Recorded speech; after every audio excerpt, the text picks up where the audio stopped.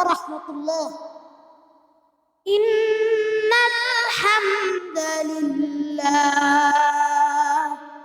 আলহামদুলিল্লাহ নাহমাদুহু ওয়া নুসাল্লি আলা রাসূলিহিল কারীম।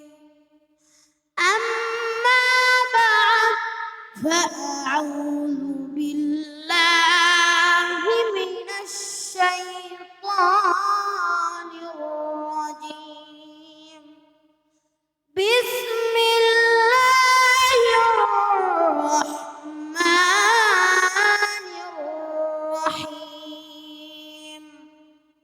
ওয়াল জিবালা আরসাহা। আর পর্বতমালাকে তিনি স্থাপন করেছেন দৃঢ়ভাবে বা শক্তভাবে।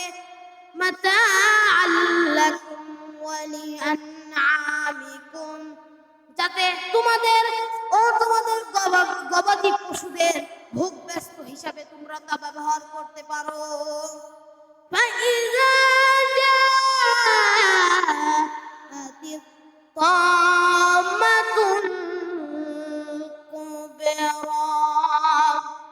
অতঃপর যখন তোমাদের মাঝে মহা সংকট এসে যাবে, ইয়াউমা ইয়াতাযাক্কারুল ইনসানু মা সাআ, সেদিন মানুষ তার কৃতকর্মের কথা স্মরণ করতে থাকবে বা স্মরণ করবে।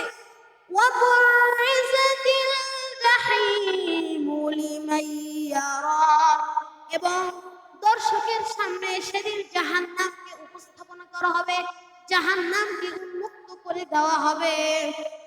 ফাআম্মা মান তাগা, তখন যে ব্যক্তি সীমা লঙ্ঘন করেছে, ওয়া আসারাল হায়াতাদ দুনিয়া, এবং পৃথিবীতে বা নিজের জীবনে পার্থিব জীবনকে অধিকার দিয়েছে বা সবসময় খারাপ কাজের দিকে চলেছে, ফাইন্নাল জাহিমা হিয়াল মাওয়া, জাহান্নাম হবে তার ঠিকানা।